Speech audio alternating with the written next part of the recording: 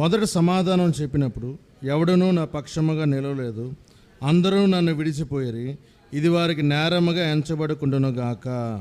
17 కూడా, అయితే నా ద్వారా సువార్త పూర్ణముగా ప్రకటింపబడి నిమిత్తము అన్ని జనులందరూ దాన్ని వినిమిత్తము ప్రభువు నా ప్రక్క నిలిచి నన్ను బలపరిచిన గనుక నేను సింహపు నోటి నుండి తప్పింపబడి తిని.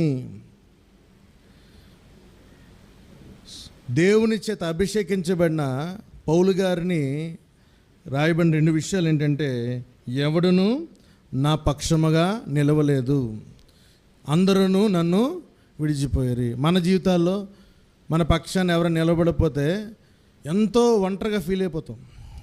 అందరూ నన్ను విడిచిపోతున్నారేంటి, నాలో ఏంటి, నేను దేవుని విషయంలో ఎంతో బాగుంటున్నాను కదా, ప్రార్థన జీవితం ఉంది కదా, దేవునికి సమయం ఇస్తున్నాను కదా. దేవుని చేత అభిషేకించబడిన పౌలు గారిని అందరూ విడిచిపెట్టారు, ఎవరునూ ఆయన పక్షం నిలవలేదు. అయితే ఆయన దేవుని దృష్టిలో దీనుడిగా ఉన్నాడు. అక్కడ రాయబడిన మాట ఏంటంటే, అయితే ప్రభు నా ప్రక్క నిలిచి, దేవుడు నీ పక్షం నిలబడతాడు, దేవుడు నీ ప్రక్కన ఉంటాడు, నీకు తోడే ఉంటాడు.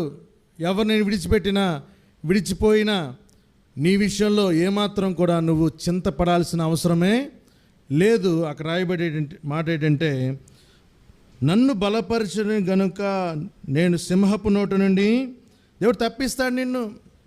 కింద ఫుట్ నోట్లు ఏముందంటే నా పక్షమున ఉండి, నీ పక్షాన్ని దేవుడు ఉంటాడు.